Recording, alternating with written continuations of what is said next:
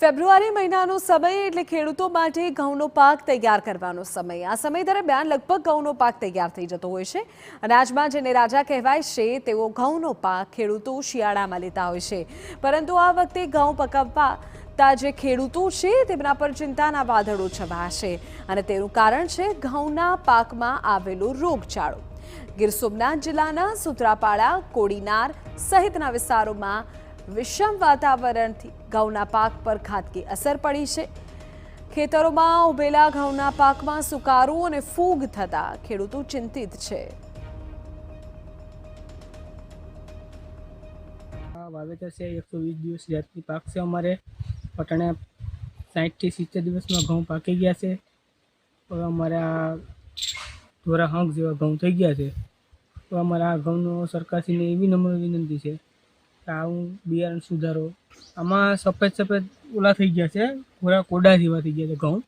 તો અચાણીમાં ફૂંગ આવી ગઈ, એટલે ઉફણ જેવો ભાગ આવી ગયો છે। 2 ખાંડીનું ઉત્પાદન થાય છે વીઘે। અટાણે અમારે આમાં 10 મણ પર ઉત્પાદન થાય એવી શક્યતા નથી। ઘઉંના પાકની લણણી કરવાનો સમય આવી ગયો છે, ત્યારે ખેડૂતોની સ્થિતિ દયનીય છે। સામાન્ય રીતે 1 વીઘામાં 40 મણથી વધુ ઘઉંનો પાક આવતો હોય છે, પરંતુ આ વખતે સુકારાના કારણે માંડ વીઘે 10 મણ ઘઉં થાય તેવી સ્થિતિ છે। આવા સમયે ઓછા ઉત્પાદનના કારણે ખેડૂતોની સ્થિતિ કફોડી બની શકે છે। ખેડૂતો રોગ પ્રતિકારક જે ક્ષમતા ધરાવતા ઘઉંની જાત વિકસાવવાની માંગણી કરી રહ્યા છે।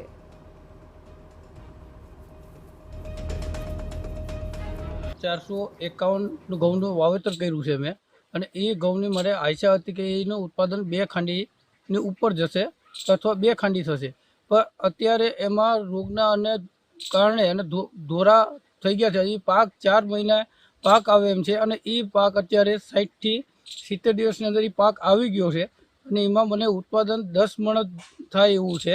અમને સરકારશ્રીને અમને નિવેદન છે કે આથી સુધારો કરીને સારું બિયારણ ખેડૂતને પ્રાપ્ત થાય તો અમને સારી ઉપજ મળે અને સારું વળતર મળે।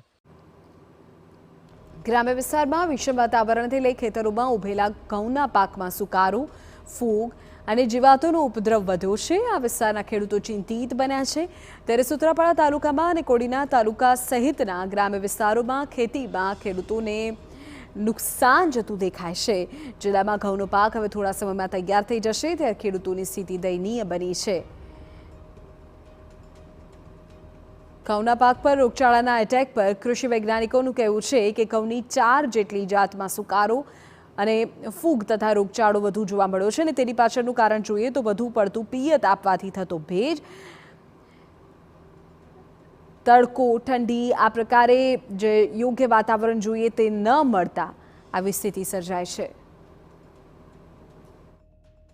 ઘણી બધી વિઝિટ કરીએ ત્યારે 173, 273 અને 496ની અંદર પણ આ સમસ્યા જોવા મળે। 1-2%, 5% કેસની અંદર ડુંડી ઊભી સુકાય, ધીમે ધીમે આખો છોડ સુકાય અને ખળિયું પડે છે। એટલે ખેડૂતો ઘણી વખત દેશી ભાષામાં એને સુકારો કે અથવા ડુંડી સુકાવાનો પ્રશ્ન કહેતા હોય। આના 2-3 કારણો પ્રાથમિક ધોરણે આપણે કરી શકીએ। એક તો વધારે પડતું પિયત આપવાથી, એટલે કે વધારે પડતો જમીનમાં ભેજ રહેતો હોય। બીજું, નાઇટ્રોજનયુક્ત ખાતરોના વધારે પડતા ઉપયોગથી।